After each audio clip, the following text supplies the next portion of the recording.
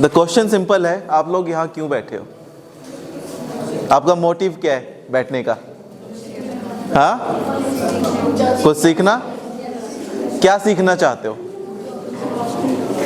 हाँ, जो मैं सिखाऊंगा या फिर जो चीज आप खुद सीखना चाहते हो? क्वेश्चन सिंपल सा है, मैं सिखाऊंगा या खुद सीखना चाहते हो? हाँ, खुद भी सीखना है, पक्का? यस, चलिए। सो आज डे 1 है मूट कोर्ट ट्रेनिंग का।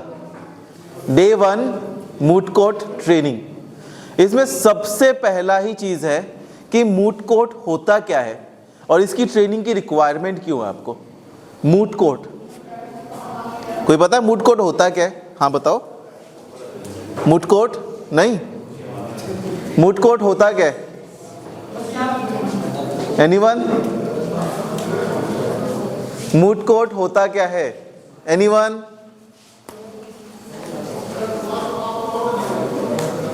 बताओ, व्हाट इज मूट कोर्ट?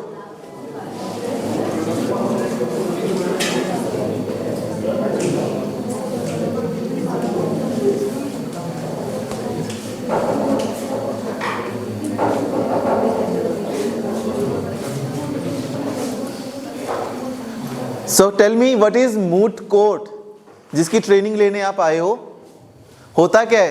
कभी सुना है इसके वर्ड के बारे में? मूट कोर्ट सुना है, बट होता क्या है?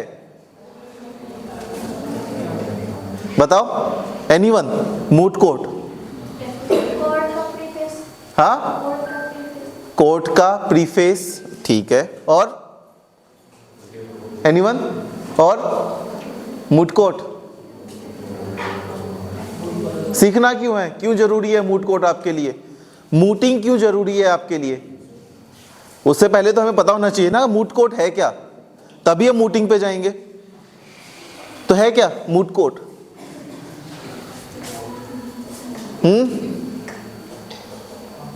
चलिए एग्जांपल लेते हैं। एलएलबी पास आउट हो चुकी है आपकी। पास आउट होने के बाद आपके पास पहला केस आया है और केस को आपको लड़ना है, ठीक है? कैसे लड़ोगे? कोई आइडिया? कोई प्रोसेस पता है कि क्या प्रोसेस होगा? आपको जज के सामने किस एंगल पे बैठना है, किस साइड पर बैठना है, आपको आपके ड्राफ्ट में क्या लिखना है, कौन से क्लोजेस इंपॉर्टेंट है, क्या बोलना है जज के सामने, जज की क्या रिस्पेक्ट होती है, किस जज के पास जाना है, उनकी जुरिस्डिक्शन क्या है। कैसे पता करोगे? मूट कोर्ट से? मूट कोर्ट तो ऐसा कुछ बताएगा नहीं। बट मैं तो पूछ रहा हूं कि पहले दिन ही आप गए हो कोर्ट के अंदर, आपके पास केस है और केस आपको लड़ना है, बट लड़ोगे कैसे जब तक आपको पता ही नहीं होगा? बताओ कैसे? सिंपल सा क्वेश्चन है ना, हाउ? कैसे करोगे फर्स्ट डे?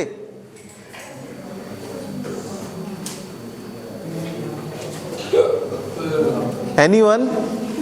ऐसे हंस के तो नहीं होने वाला। फर्स्ट डे लाइक कोई क्लाइंट आ रहा है, सबसे पहले ये देखेंगे कि जो वो केस है उसका वो क्रिमिनल है या आइटरेट सिविल है। हाँ, उसके बाद फिर हम उसकी देखेंगे कि किस कोर्ट में वो केस जाएगा। कैसे देखोगे ना? आपको कैसे पता चलेगा कि किस कोर्ट में जाएगा? सर उसके अगर उसका केस क्रिमिनल है हाँ, या उसका सिविल है तो सर उसकी भी आगे सब होते हैं। क्या होते हैं? पे जाएगा कि सेशन में जाएगा वो केस। हाँ, हाँ। आइटरेट इन डीजी और अदर, ठीक है। और अगर सर सिविल है तो उसकी सर अलग जाएगा। चलिए, वेरी गुड। तो मतलब ये पता है कि कोर्ट में हमने केस डाला है, प्लीडिंग डाल दी है। प्लीडिंग डालने के बाद कोर्ट का काम है कि वो किस कोर्ट के पास पहुंचाने वाले हैं। बट मेन चीज़ ये है कि आपने जो प्लीडिंग डाली है तो उस प्लीडिंग में होता क्या है? क्या डालोगे, क्या लिखोगे, किस तरीके से लिखोगे? फैक्ट्स लिखोगे खाली? Facts, issues? हाँ सर, जो भी वो क्लाइंट है, जो भी उसके इश्यूज है, हाँ, पहले तो वो सुनेंगे, उसके बाद वो प्रॉपर ड्राफ्ट प्लीड करेंगे उस फाइल की। अच्छा, फिर उसके बाद वो फाइल सबमिट होएगी। ठीक है। मैं वही चीज पूछ रहा हूँ ना, उस प्लीडिंग में होगा क्या? मेन तो क्वेश्चन यही है कि आपकी रिक्वायरमेंट क्या क्या लिखोगे उसके अंदर। अगर मैं सीधा ये लिखूंगा कि मैं इश्यूज लिख के आ गया, क्या जज कहेगा कि इश्यूज? हाँ, जज का मेन रीजन क्या होगा कि बताओ इश्यूज तो लिख दिए, आपको चाहिए क्या, रिलीफ क्या है आपका? जिस कोर्ट में आए हो आप, क्या उसके पास जुरिस्डिक्शन है भी या नहीं? अगर जुरिस्डिक्शन है तो क्या आपका कोज ऑफ एक्शन बनता भी है या नहीं? कोज ऑफ एक्शन बन गया, क्या आपने सूट की कोर्ट फीस पे कर रखी है या नहीं? राइट? तो ये चीजें आपको पता होंगी तभी तो आप लिखोगे। और पहले दिन आपको कौन बताएगा? No one, until unless college आपको सिखाए ये चीज कि आपके प्लीडिंग्स में क्या होना चाहिए। एंड उसको सीखने के लिए the mooting is very much required. समझ रहे हो? मूटिंग क्यों रिक्वायर्ड है आपको? क्योंकि ये आपको सिखाएगी फ्रॉम 0 to 10 कि आपका क्या प्रोसेस चल रहा है। आपके सामने एक केस आया है, केस क्या कोई भी हो सकता है, चाहे क्रिमिनल हो चाहे सिविल हो, एनी केस आपके सामने आ गया। अब आने के बाद आपका सबसे पहली चीज क्या चेक करने वाले हो आप? क्या चेक करोगे सबसे पहले आप?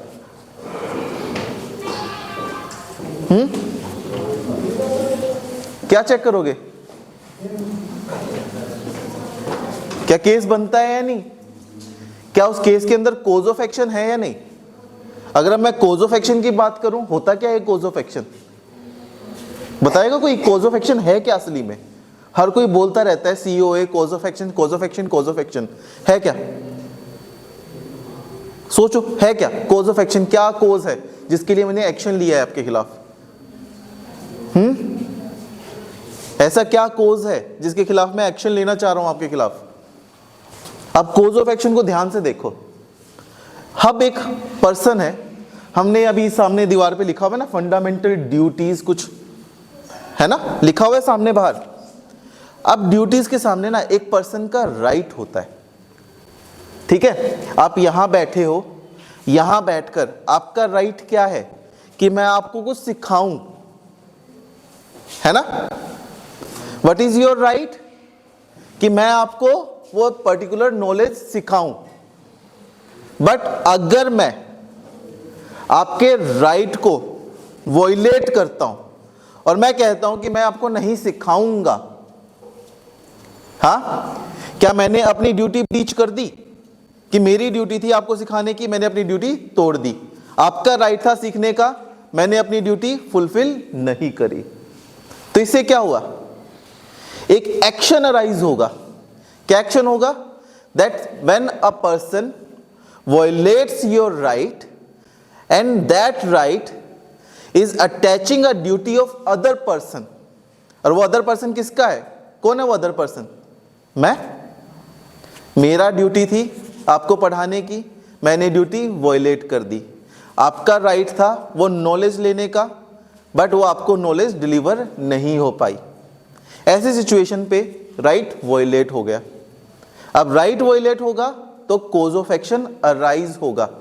और क्या कोज ऑफ एक्शन होगा? कि सर ने हमारी ड्यूटी वॉयलेट करी है, जो कि हमारा एक राइट था।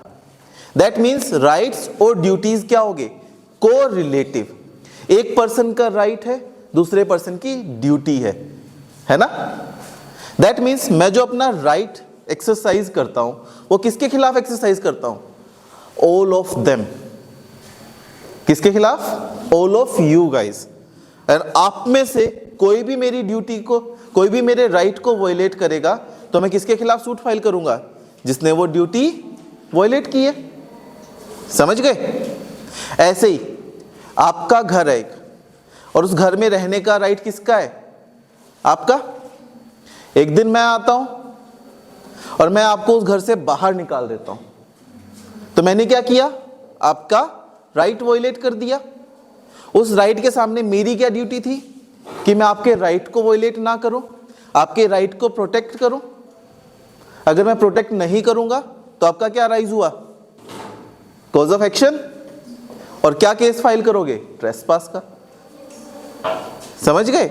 तो this is cause of action. जो अब कोरिलेटिव्स की बात कर रहा हूं ना, कि कॉज ऑफ एक्शन में भी एक पर्सन का राइट होता है, दूसरे पर्सन की ड्यूटी होती है। अगर एक पर्सन अपना राइट वायलेट करता है तो वो सूट फाइल कर सकता है उसके खिलाफ जिसकी ड्यूटी थी उस राइट को प्रोटेक्ट करने की। समझ गए? ऐसे ही किसी भी क्रिमिनल केस में चोरी हो गई, अब चोरी में आपका राइट क्या है कि मैं अपना फोन चला सकता हूं, ये फोन पे पोजेशन है मेरी। इस पोजेशन पे एक चोर आया, चोर ने पोजेशन मुझसे छीन ली और ये लेकर भाग गया। दैट मीन्स मेरा राइट वायलेट हो गया जिस दिन उसने मेरी पोजेशन छीन ली। और जो लेकर भागा उसकी क्या ड्यूटी थी कि मैं आपके पोजेशन को प्रोटेक्ट करूंगा, पर उसने वो ड्यूटी को वायलेट कर दिया। अब इससे क्या हुआ? कॉज ऑफ एक्शन अराइज हुआ, राइट? सो इसे कहते हैं कॉज ऑफ एक्शन। एक पर्सन का राइट जिस दूसरे पर्सन की ड्यूटी एंड उस पर्सन ने आपका राइट वायलेट कर दिया, तो क्या अराइज हुआ? Cause of action. समझ गए? तो प्लीडिंग्स में आपके सामने कोई केस आया तो सबसे पहला क्या चेक करना है कि क्या आपके पास वो राइट था, क्या उस पर्सन की वो ड्यूटी थी प्रोटेक्ट करने की। अगर हां आपके पास राइट था, उस पर्सन की ड्यूटी थी, तो क्या है, आप उसके खिलाफ सूट फाइल कर सकते हो, कर सकते हो। यस, एक पर्सन का राइट, दूसरे पर्सन की ड्यूटी, अगर वो पर्सन आपका राइट को वायलेट करेगा तो क्या सूट फाइल होगा, होगा। यस, सो इसे कहते हैं cause of action. Easy language में समझ में आया? तो अपने सूट में सबसे पहले क्या चेक करोगे, क्या कॉज ऑफ एक्शन है या नहीं। ठीक है, अब कॉज ऑफ एक्शन पता लग गया तो आपके पास एक राइट आ चुका है कि मैं सूट फाइल कर सकता हूं, मैं कंप्लेंट फाइल कर सकता हूं। सूट किस में? सिविल केसेस में। कंप्लेंट किस में? क्रिमिनल केसेस में। सो मूटिंग आपको क्या बता रहा है पहले? मूटिंग आपको सबसे पहले ये सिखा देगा कि आपको प्लीडिंग पढ़नी आनी चाहिए, आपको वो कंप्लेंट पढ़नी आनी चाहिए जो आप फाइल करने वाले हो। ठीक है, तो वो कंप्लेंट या फिर प्लीडिंग जो आप डालोगे तो आपको पता होना चाहिए ना दैट मेरा राइट था जो वायलेट हुआ है, एंड वो राइट किसने वायलेट किया है? जिसकी वो ड्यूटी थी प्रोटेक्ट करने की राइट की। तो मैं उसके खिलाफ क्या कर सकता हूं? सूट फाइल कर सकता हूं। समझ गए? अगर मैं यहां पर आपको पढ़ाने से मना कर दूं कि आप मेरे खिलाफ सूट फाइल कर सकते हो, क्यों कर सकते हो? क्योंकि आपका राइट है पढ़ने का, मेरी ड्यूटी है आपको पढ़ाने की और मैं ड्यूटी वायलेट कर रहा हूं। क्लियर? फर्स्ट पॉइंट समझ में आया? सो मूटिंग से क्या आपको पता लगेगा कि आपको cause of action find out करने में हेल्प होगी। अब ऐसे ही एक सक्सेशन का एग्जांपल लेते हैं, कोई भी फैमिली लॉ का एग्जांपल लो। ठीक है, अब फैमिली लॉ में एग्जांपल सिंपल सा है कि वाइफ डाइवोर्स मांग रही है। ठीक है, अब वाइफ का डाइवोर्स का राइट कब अराइज होगा? जब हस्बैंड अपनी ड्यूटी फुलफिल नहीं करेगा, है ना। तो वाइफ का राइट क्या है? मेंटेनेंस का और घर जो भी उसके जो भी उसके राइट्स हैं जो हस्बैंड के थ्रू उसको मिले हैं सारे, एंड अगर वो हस्बैंड उस राइट को वायलेट करता है तो आप हस्बैंड के खिलाफ सूट फाइल करते हो। समझ गए? दैट मीन्स राइट्स और ड्यूटीज एक दूसरे से जुड़े हुए हैं। एक पर्सन का राइट दूसरे पर्सन की ड्यूटी वायलेट हुआ तो क्या राइज हुआ? कॉज ऑफ एक्शन, जिसके खिलाफ आप सूट फाइल कर सकते हो। तो सबसे पहला चेक हो गया कि मेरे पास कॉज ऑफ एक्शन है। ठीक है, दूसरा पॉइंट, दूसरे पॉइंट में आप क्या फाइंड आउट करते हो कि मुझे कॉज ऑफ एक्शन पता लग गया, अब मुझे किस कोर्ट में जाना है, क्या उस कोर्ट के पास जुरिस्डिक्शन है या नहीं है, और किस जज के सामने वो प्लीडिंग डालनी है। मेन चीज तो वही है, क्योंकि अगर सीपीसी में जाओगे तो सिंपल सा कहता है कि अगर आप किसी ऐसे जज के पास सूट फाइल कर देते हो जिसके पास जुरिस्डिक्शन नहीं है, वो आपके सूट को वापस भेज देगा। इसे कहते हैं रिटर्न ऑफ सूट। ठीक है, वो कभी भी आपके सूट को इग्नोर ही कर देगा, वो सिंपल सा। अब आपको करना क्या है? आपको फाइंड आउट करना है कि आपके सूट पे कोई जुरिस्डिक्शन है या नहीं है। क्या आपके जो कोज ऑफ एक्शन है वो कहां पर सूट फाइल करना है। तो सीपीसी कहता है कि अगर आपको सूट फाइल करना है ना तो आपको 3 चीजें चेक करनी पड़ेंगी। पहला कि क्या पिक्यूनरी जुरिस्डिक्शन है या नहीं।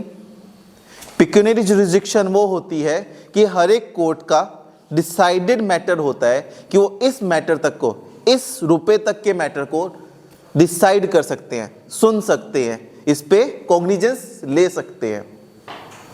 ठीक है, ऐसे में क्या कहते हैं कि सबसे लोवेस्ट जुरिस्डिक्शन की कोर्ट में आपको सूट फाइल करना है, सेक्शन 15। सबसे लोवेस्ट कोर्ट की जुरिस्डिक्शन में आपको सूट फाइल करना है। अब वो लोवेस्ट कौन सी है वो फाइंड आउट होंगे इन 3 पॉइंट से। पहला पिक्यूनरी जुरिस्डिक्शन, पैसे का मैटर, कि आपकी जो जुरिस्डिक्शन है क्या उस कोर्ट के पास है या नहीं, क्या वो इतने रुपए तक का मैटर हैंडल कर सकते हैं या नहीं। For example Karnal district court 20 lakh तक का मैटर आप वहां पे फाइल कर सकते हो। अगर वहां पे 20 लाख 1 रुपया भी हुआ ना आपको हाई कोर्ट जाना पड़ेगा। समझ गए। सो सबसे पहला क्या फाइंड करना है कि क्या आपके पास पिक्यूनरी जुरिस्डिक्शन है या नहीं। दूसरा क्या फाइंड आउट करोगे कि क्या उस कोर्ट के पास टेरिटोरियल जुरिस्डिक्शन है या नहीं। हर एक कोर्ट ने अपनी टेरिटरी डिसाइड कर रखी है कि ये वाले गांव, ये वाले शहर मेरी टेरिटरी में आते हैं। अगर वो टेरिटोरियल जुरिस्डिक्शन है तो आप सूट फाइल कर सकते हो उसमें, यस। अगर आपके पास टेरिटोरियल जुरिस्डिक्शन नहीं है तो कोर्ट क्या करेगी, रिटर्न कर देगी प्लेंट को, कहेगी कि आप सही कोर्ट में जाओ। अगर सही कोर्ट में नहीं जाओगे तो सूट रिजेक्ट भी हो सकता है। सो सबसे दूसरा पॉइंट क्या फाइंड आउट करना है कि क्या आपके पास टेरिटोरियल जुरिस्डिक्शन है या नहीं। थर्ड पॉइंट जो होता है वो होता है आपका एंट्री पॉइंट इनटू सीपीसी, जहां से आप एंटर करते हो सीपीसी के अंदर या फिर सिविल सूट्स के अंदर, जो कि है सब्जेक्ट मैटर जुरिस्डिक्शन। क्या कहते हैं उसे, सब्जेक्ट मैटर जुरिस्डिक्शन।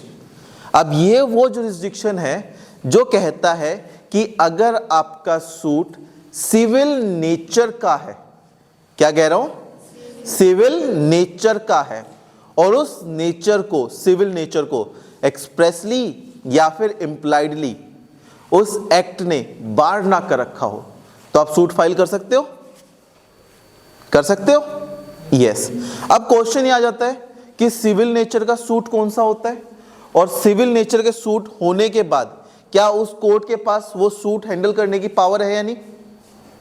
अगर मैं इसी में कहूं revenue matters, why do we go to revenue tribunals instead of district court.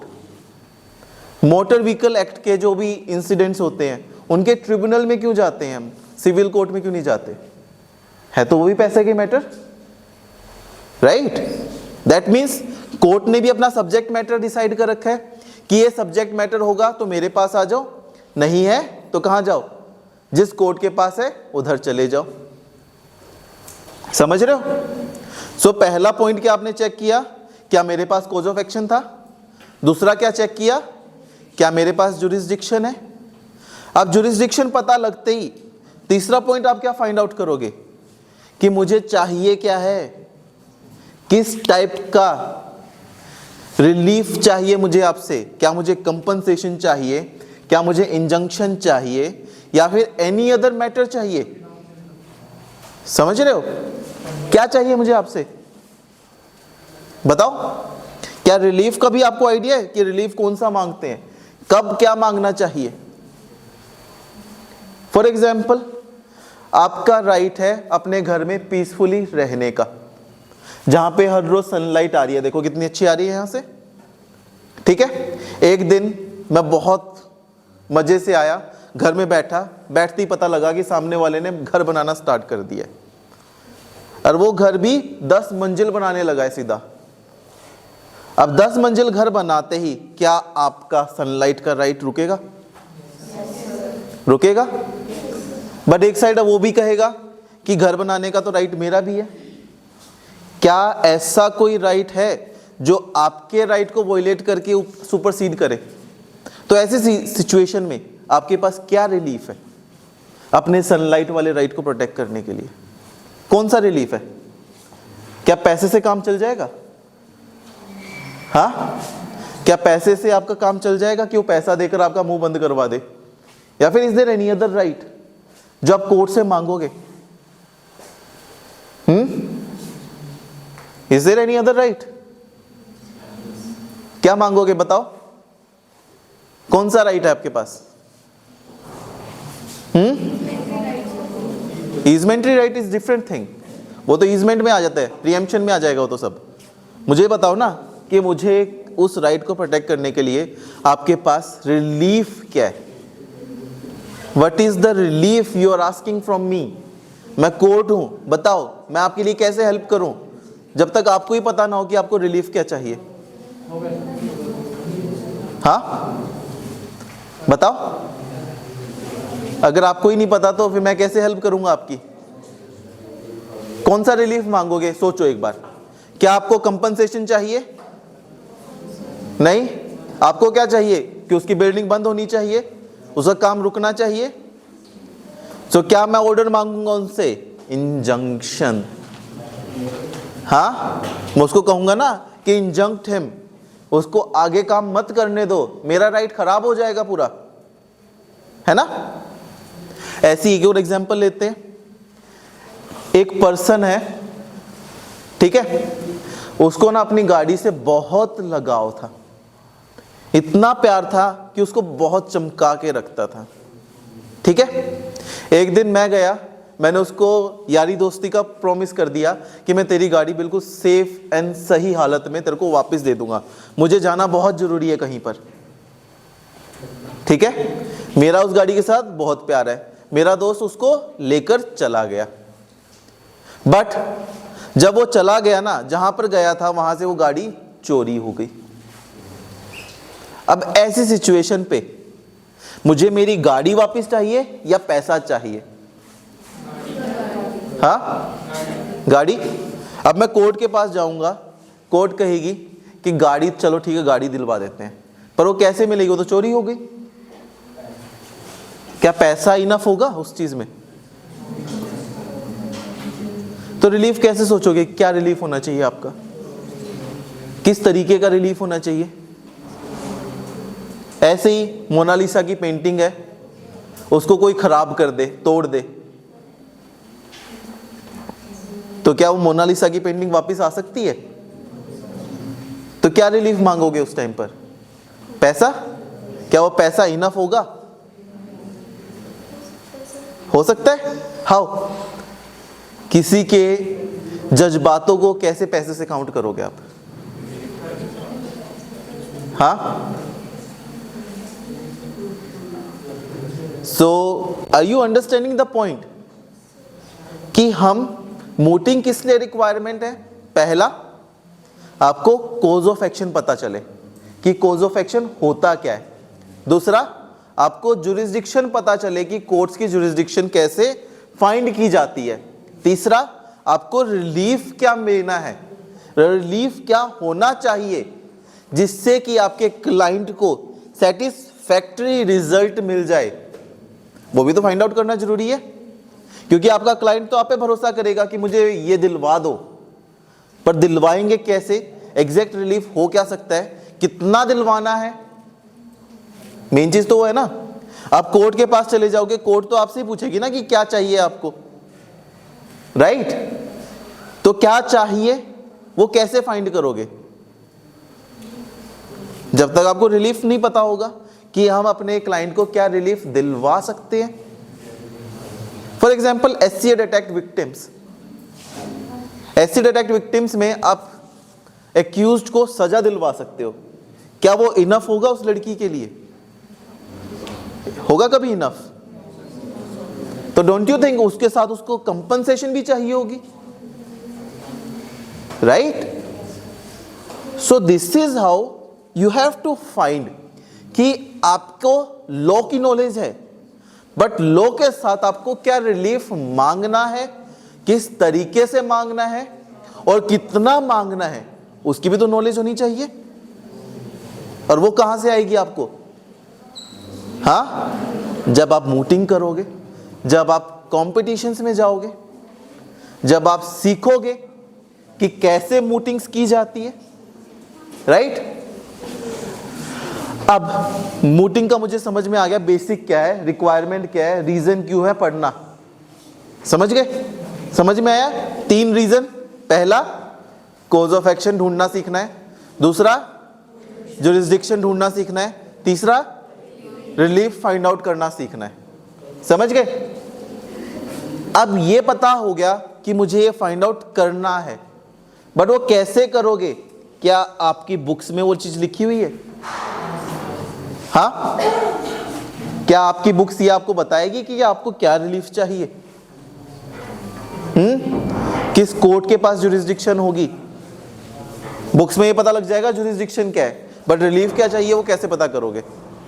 Until and unless you go into the practical world, and practicality नहीं सीखोगे जब तक, समझ गए। नाउ मूटिंग मेरे पास पहुंच गया, मूटिंग का समझ गया मुझे आइडिया क्या है, बट अब मूटिंग करनी कैसे है, कहाँ करनी है, और किसके पास जाना है मूटिंग करने, ये भी तो क्वेश्चन है। किसके पास जाओगे मूटिंग करने? कहाँ पे जाओगे? कैसे अपनी ये स्किल डेवलप करोगे? कोई आइडिया है? कोई भी मुझे ऐसे 3 कंपटीशन बता दो जहां पे मूट कोर्ट कॉम्पिटिशन्स हो रहे हो अभी रियल में। एनी कंपटीशन जहां पर आप मूटिंग के लिए जा सकते हो। नहीं पता? पता तो होना चाहिए ना कि कहां जाओगे, बताओ कहां जा सकते हो मूटिंग करने? कैसे अपनी ये स्किल डेवलप करोगे? इस ट्रेनिंग का मतलब क्या है आपको, जब तक आप कंपटीशन में नहीं जाओगे तो, right. So there are certain websites, लिख सकते हो उन वेबसाइट्स का नाम।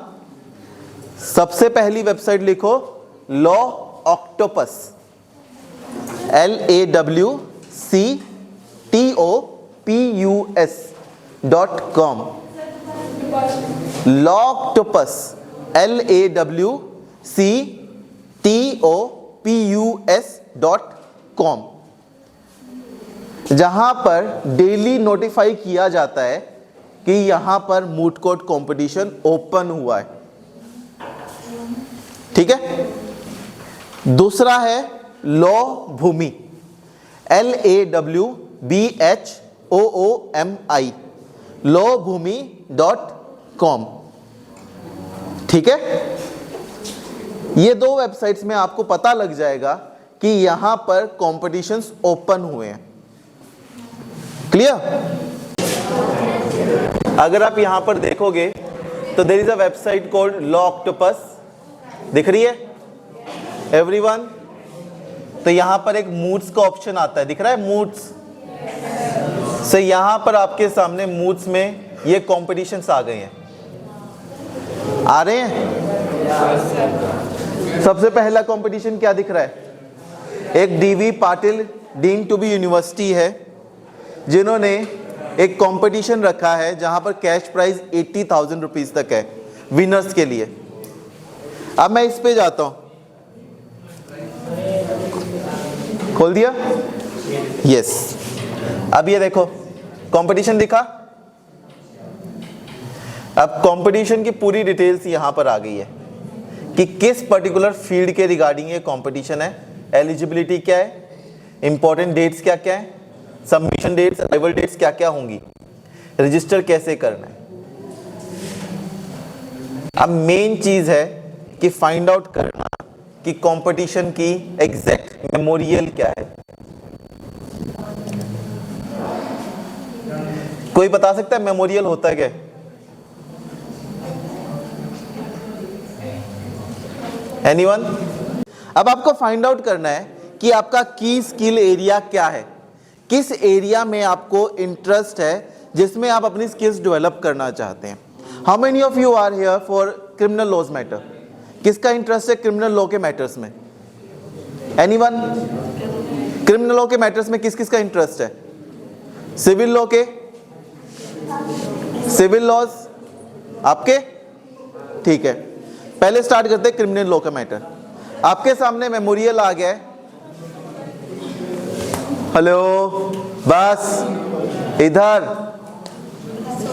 सो क्रिमिनल लॉ का मैटर आ गया आपके सामने कि एक पर्सन है जो बहुत सारी प्रॉपर्टी का मालिक है, एक घर में अकेला रहता है, ठीक है। ऑब्वियसली जिसके पास प्रॉपर्टी ज्यादा है उसको संभालना बहुत मुश्किल भी है।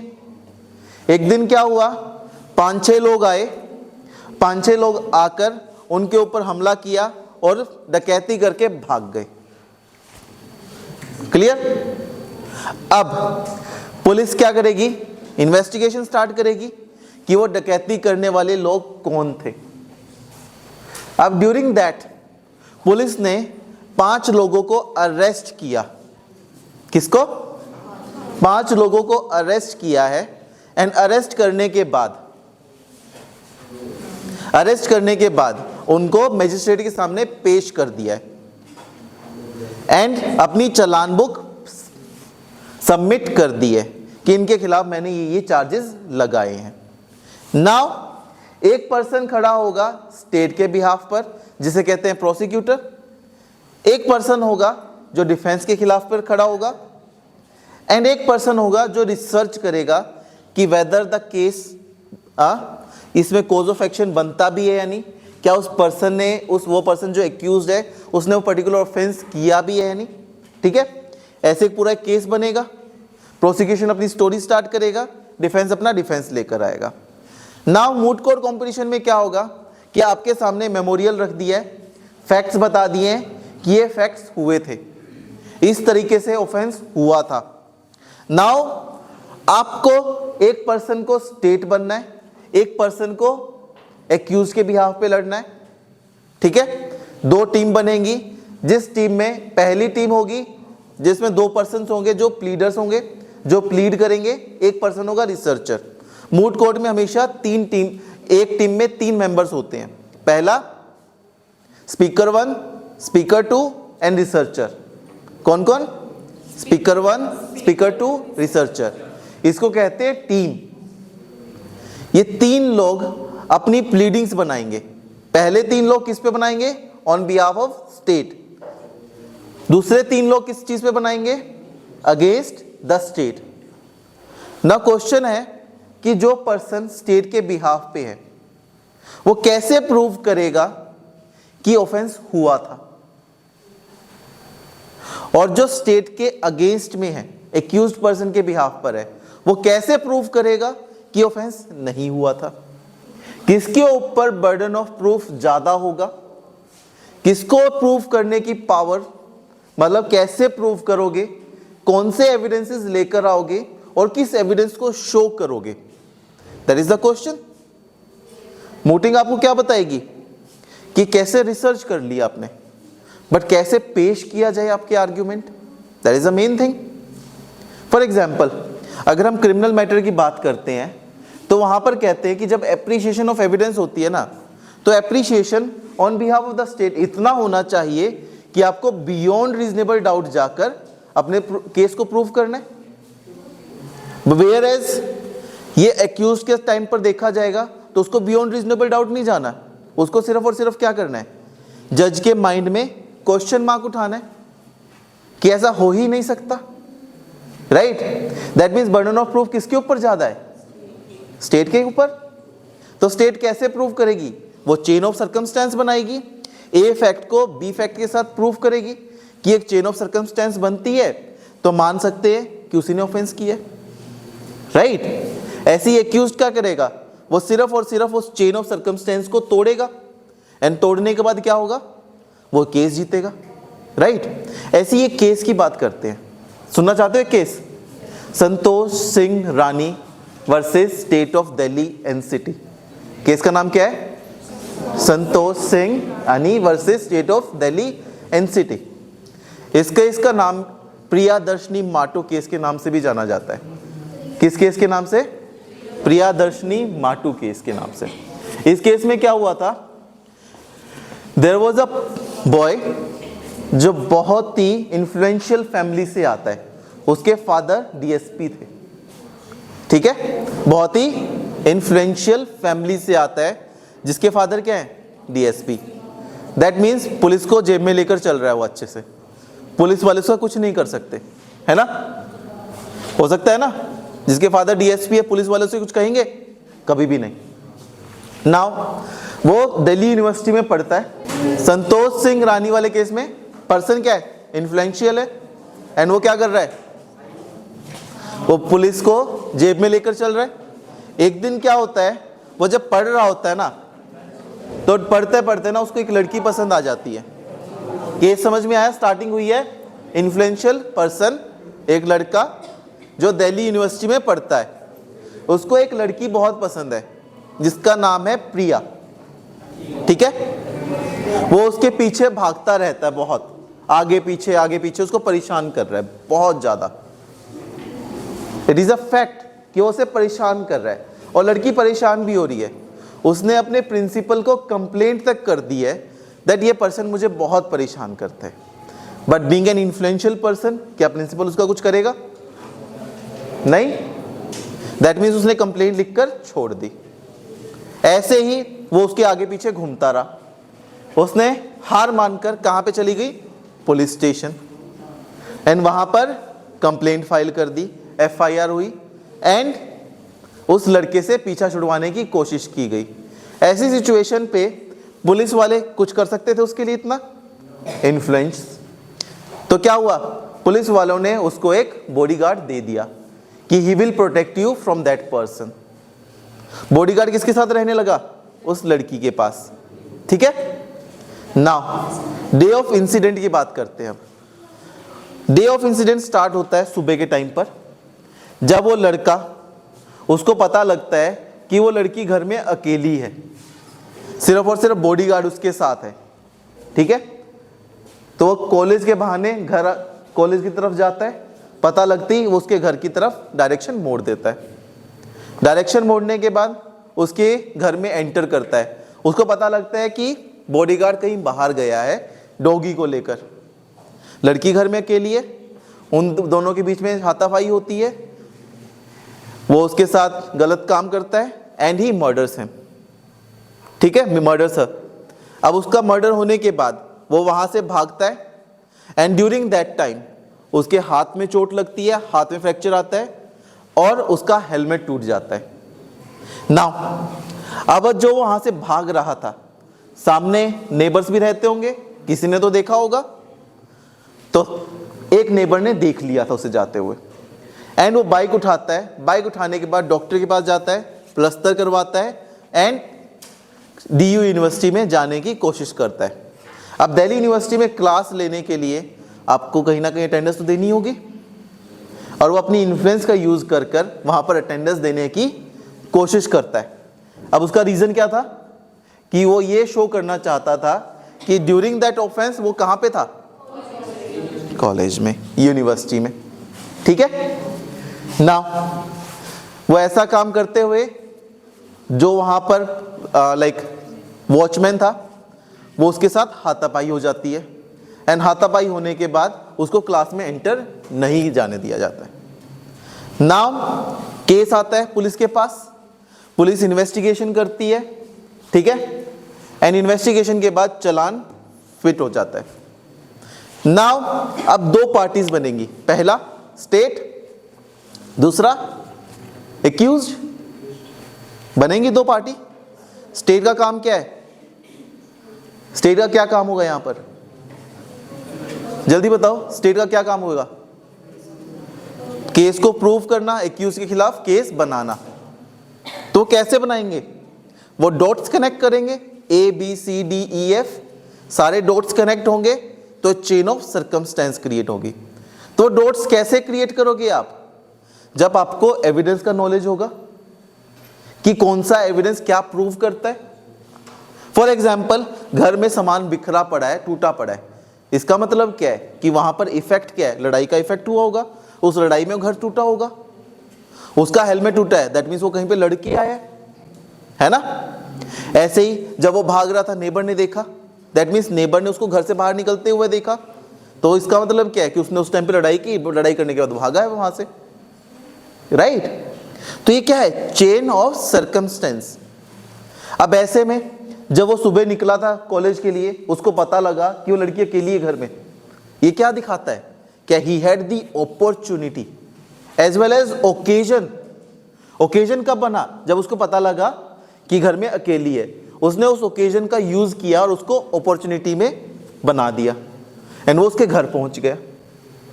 दैट मीन्स उसका मोटिव, इंटेंशन क्या प्रूव हो रहा है कि वही पर्सन ऑफेंस कर सकता है? हो रहा है।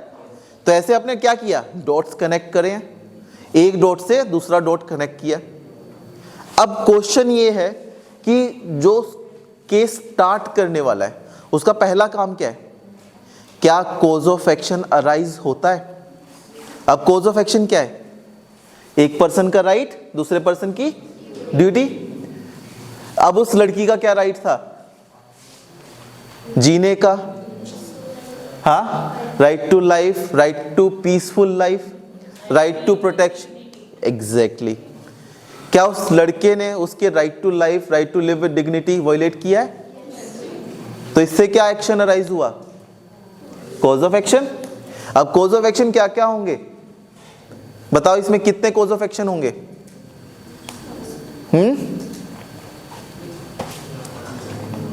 राइट टू लाइफ, जीने का हक।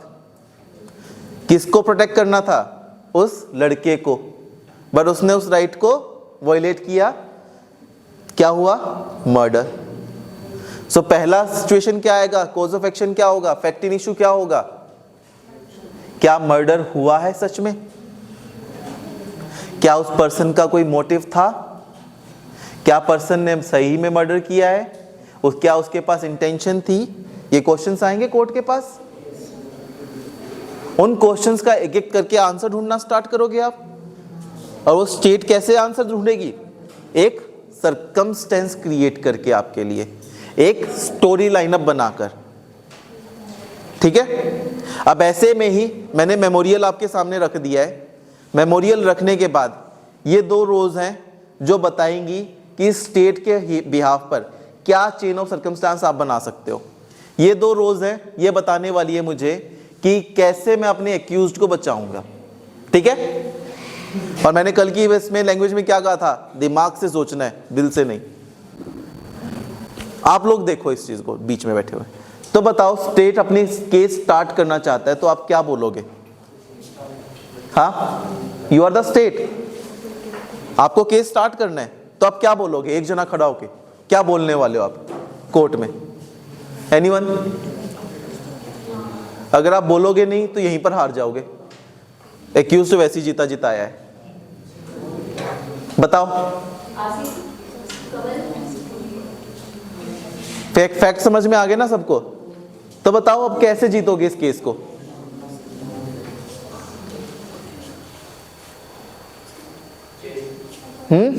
धीरे धीरे करके। एनीवन? एनीवन? ब्रूटली मर्डर हुआ है। हाँ, लड़की का ब्रूटली मर्डर हुआ after rape. Rape is the main reason. और वो कॉज ऑफ एक्शन अराइज होना वहीं से शुरू हो जाता है जब लड़की ने उस लड़के के अगेंस्ट कंप्लेंट की है। अब मेन क्वेश्चन है ना, आप ये तो मुझे बता रहे हो कि हुआ है, but the thing is argument कैसे स्टार्ट करोगे आप? आपको तो इनको बताना है ना, अभी मुझे बताना है। मैं तो जानता नहीं केस में क्या हुआ है, मैं तो बिल्कुल ब्लैंक हूँ। आप फैक्ट लेकर आए हो मेरे पास, तो फैक्ट्स कैसे पेश करोगे मेरे पास? क्या स्टोरी क्या बनाओगे? आप वही बता रहा हो ना, आप स्टोरी बनाओ ना अपनी जो आपके फेवर में हो। This is the main thing ना। आप जज के पास क्या लेकर जाओगे? अपनी स्टोरी। तो वो प्लीडिंग्स क्या है आपकी, जो आप लिखोगे भी और जो बताओगे भी? मेन चीज तो वो है।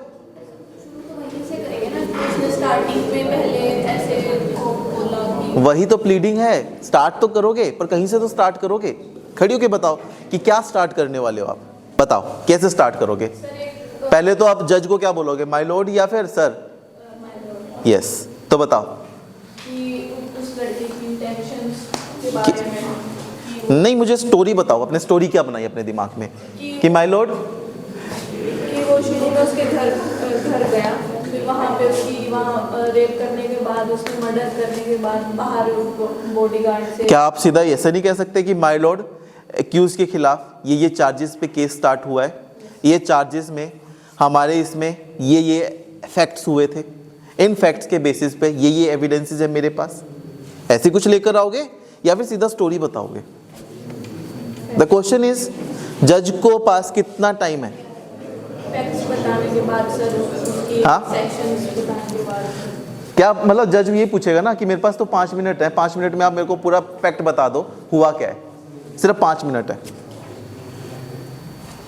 क्योंकि आपको प्लीडिंग्स में भी 5 मिनट से ज़्यादा नहीं दिया जाएगा, तो 5 मिनट में मुझे एक्सप्लेन करो पूरा फैक्ट। हाथापाई करने के बाद उसका ये तो मुझे चाहिए ही नहीं है, हाथापाई हुआ है नहीं हुआ है वो तो सब प्लीडिंग्स में लिखा हुआ है, मुझे सिर्फ 5 मिनट में बताना है आपको कि आपका केस क्यों सुना जाए, क्यों मैं एक्यूज को सजा सुनाऊं। सिंपल सा है, 5 मिनट, क्यों मैं आपको सुनूं और क्यों मैं इनको सजा सुनाऊं। हाँ, एनीवन, आप में से कोई भी 5 मिनट में क्यों मैं आपको सुनूं और क्यों मैं इनको सजा सुनाऊं। सर जो एक्यूज्ड है उसके अगेंस्ट रेप और मर्डर की चार्जेस हैं। सबसे सही, आगे। रेप के चार्जेस को प्रूव करने के लिए मेनली उसकी इंटेंशन देखते हैं। उसकी इंटेंशन वही सी है कि उस लड़की ने कंप्लेन की थी उसके अगेंस्ट कि ये मेरे पीछे आता है या मुझे छेड़ता है। तो ये रही कॉपी आपकी, हाँ ये कंप्लेन की कॉपी। हाँ, उसके बाद अब इंसिडेंट पे जो डे है जिस दिन ये हुआ उसकी अकरेंस को देखते हैं। लड़का जा रहा होता है कॉलेज, वो कॉलेज के रास्ते से लड़की के घर पे मुड़ता है। रीजन क्या है, कुछ भी हो सकता है, मेनली ये रीजन देखा जाता है कि उसको पता लगता है कि लड़की के घर पे कोई नहीं, तो वो कॉलेज का रास्ता ना पकड़ के चेंज करता है रास्ता और लड़की के घर पे जाता है। वो वहां पे देखता है कि जो उसका मेन बॉडीगार्ड था वो भी वहां पे नहीं है। उस नॉलेज को देखते हुए वो उस अपॉर्चुनिटी का यूज करता है, लड़की के घर में एंटर करता है, वहां पे लड़की से रेप की कोशिश करता है, क्योंकि वो लड़की उससे को मना कर रही है, डिनाई कर रही है उस चीज के लिए, इसलिए वहां पे उसकी हाथापाई होती है, जिसके कारण वहां चीजें टूटी पड़ी। उसके बाद वो उस लड़की को रेप करता है। रेप के बाद उसे लगता है कि वो आगे जाके बता देगी, इस इंटेंशन की वजह से वो उसका मर्डर करता है।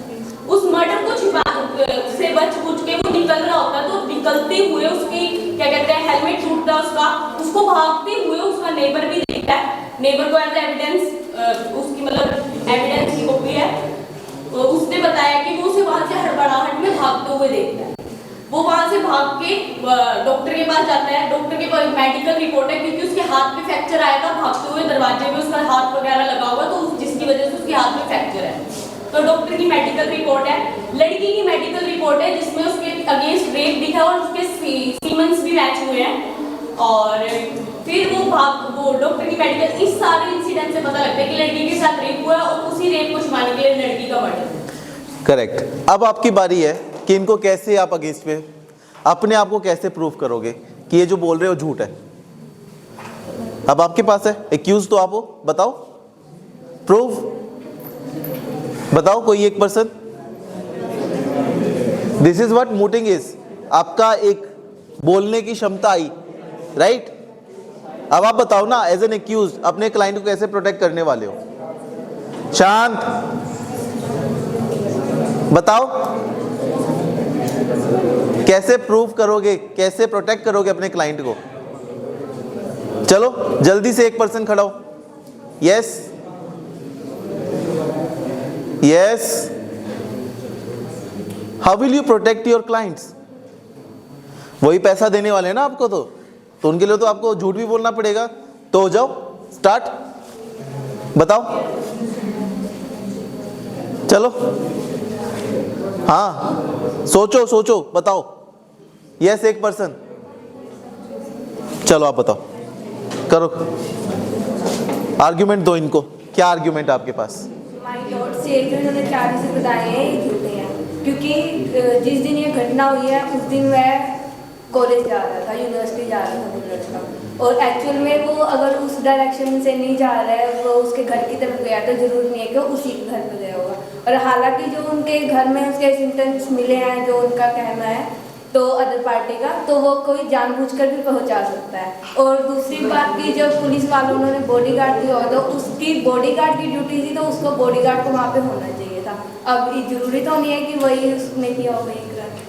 सर जैसे कि इन्होंने कहा कि भाई जो सीमन अब शांत, बस मैं बस एक्सप्लेन कर रहा था कि दिस इज हाउ आपको अपना बैरियर तोड़ना है, बोलने से डरना नहीं है, राइट। इवन दो आर्ग्यूमेंट करने का एक प्रोसेस होता है। पहले प्रोसेस क्या होगा, जो एविडेंस देना चाहता है वो बताएगा कि ये एविडेंस है, और उसको रिबट करोगे आप, एंड उसको री एक्सप्लेन करेगा द पर्सन जिसने एविडेंस लेकर आया है। ये एक प्रोसेस चलता है, ठीक है। दोनों पार्टीज को इसी तरीके से सुना जाता है। सो इस केस में भी इन्होंने फैक्ट्स बता दिए, इन्होंने इसे रिबट कर दिया। अगर ये रिबटल इस लेवल का है कि इनके फैक्ट्स एंड सर्कमस्टेंसेस को तोड़ दे, एक चेन को भी तोड़ दे, तो कौन जीतेगा? एक्यूज्ड। अगर ये तोड़ ना पाए तो कौन जीतेगा? राइट। सो यही चीज अगर आप अभी से सीख जाओ और अभी से आर्ग्यूमेंट करना सीख जाओ, क्या कोर्ट में इजी होगा? क्या ये स्किल जो आप कोर्ट में 10 साल लगाकर सीखोगे, यहां पर इजी है या वहां पर? यहां पे ना। समझ में आया? Why mooting is important? To break the barrier. अभी तो यहां पे अपने दोस्तों के पास हो आप, बट जब आप कंपटीशन में जाओगे तो they might be having more knowledge against you, है ना। तो वहां पर आपको क्या पता लगेगा? दैट आई हैव सम, क्या चीज? Competition, and in that competition मुझे कैसे लड़ना है, मुझे कैसे फाइट करनी है उस केस पे, कुछ कैसे आर्ग्यूमेंट की जाए। That is why mooting is important, ठीक है। सो ऐसे ही लॉक्टोपस वेबसाइट्स पे आप जाओगे तो आपको ऐसे से मेमोरियल्स मिलेंगे। तो मेमोरियल्स में आपको दिखेगा दैट प्लीडिंग्स का मेमोरियल कौन सा होता है? ये होता है अपेलेंट वर्सेस रिस्पोंडेंट। अपील में कब जाएगा और अपीलेंट क्या डालेगा, कितना डालेगा, किस तरीके से डालेगा, और सब ये होता है। फिर उसके बाद टेबल ऑफ कंटेंट में अगर आप कोर्ट में जाओगे ना, इससे ऊपर वाली चीजें, कहां से? स्टेटमेंट से। यहां से ऊपर वाली चीजों की कोई रिक्वायरमेंट नहीं होती, जो स्टार्ट होता है यहां से स्टार्ट होता है केस, ठीक है। कि आपके पास स्टेटमेंट ऑफ जुरिस्डिक्शन है या नहीं, क्या आपने इशू स्टेटमेंट ऑफ फैक्ट्स क्या क्या है आपके, जो कहानी वो बताने वाले हैं फैक्ट्स की, फिर उसमें इश्यूज क्या क्या रेज किए गए हैं, फिर आर्ग्यूमेंट्स की समरी क्या थी, और सबसे लास्ट में क्या पूछने वाले हो आप, बताओ? प्रेयर में रिलीफ, यही चाहिए ना आपको। तो इन द लास्ट अगर इसी में आप रिलीफ मांगो कोर्ट से, तो क्या रिलीफ मांगोगे? कि ज्यादा से ज्यादा सजा दिलाई जाए। आप क्या रिलीफ मांगोगे अपने रिटन स्टेटमेंट में? हाँ, कि हमने तो कुछ किया नहीं तो हमें सजा क्यों मिले? समझे? This is the relief you are asking. So इससे क्या समझ में आया? दैट मूट कोर्ट कंपटीशन का मेन रीजन क्या है? सबसे पहला, आपका बैरियर रिमूव करना। जो बैरियर आप अपने ही क्लासमेट्स के साथ रहकर आप कंपटीशन से पीछे हटते हो, उस बैरियर को रिमूव करना है और ऐसे कंपटीशंस में पार्ट लेना है। जितने ज़्यादा कंपटीशंस में आप पार्ट लोगे, उतने ज़्यादा आपके लिंक्स बिल्ड होंगे, उतने ज़्यादा लोग आपको जानेंगे, और उतना ज़्यादा आपका सीवी स्ट्रॉन्ग होगा, और उतने ज़्यादा आपके चांसेस बढ़ेंगे एक टायर 1 फर्म में अच्छी जॉब पाने के। राइट? कितने फायदे हैं? क्या आप यहां पर बैठ के ये फायदे उठा सकते हो? उठा सकते हो ये वाला फायदा? नहीं। जब तक आप अपने लिंक बिल्डिंग कॉम्पिटिशन्स नहीं करोगे, जब तक अपने कंफर्ट जोन से बाहर नहीं आओगे, तब तक आपको ये फायदा नहीं मिलेगा। क्लियर? सो अब समझ में आया कि why mooting is important. mooting होता क्या है? समझ में आया आज? कोई डाउट है इसमें? है कोई डाउट? पक्का? सो स्टार्ट कर दे। mooting होता क्या है? कौन कौन सीखना चाहता है अच्छे से? हाँ, सब सीखना चाहते हैं, राइट। सो आइए ma'am. Thank you, sir. Hello, students. How was it? Good. आज बहुत कल से ज़्यादा स्ट्रेंथ लग रही है आज। सबने अपने फ्रेंड्स को बोला क्या? Good, very good. और कल और ज़्यादा स्टूडेंट्स वी कैन एक्सपेक्ट। सो क्या सीखा आज? Moot court? What is mooting? What is mooting? Yes? Loudly, please. अभी तो बैरियर तोड़ा था हमने।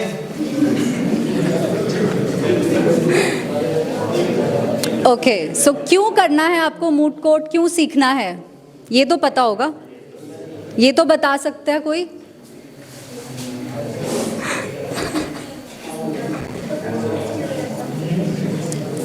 बहुत हंसी आ रही है, आप ही बता दीजिए प्लीज। इम्पॉर्टेंट है for your career growth. Practice करनी है, जॉब करनी है, स्किल्स डेवलप करने हैं। You require mooting skills. तो अभी फिर क्या क्या आज सीखा? Cause of action. What is cause of action? Yes, rights. Very good.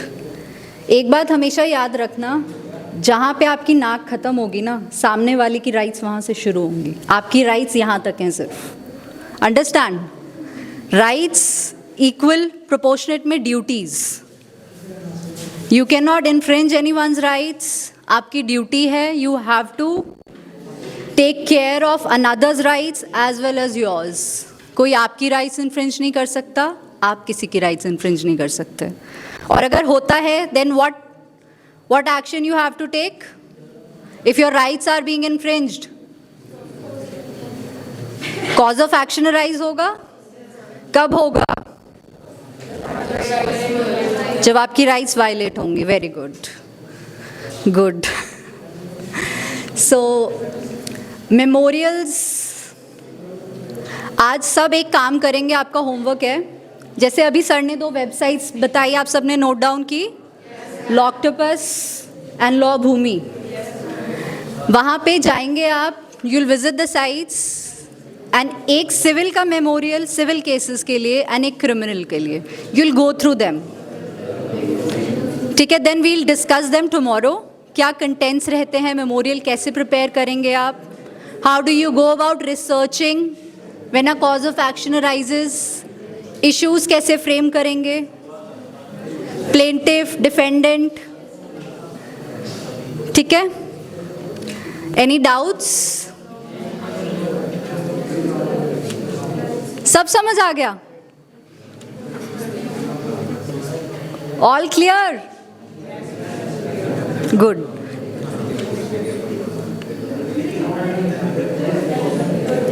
So that's all for today. Thank you.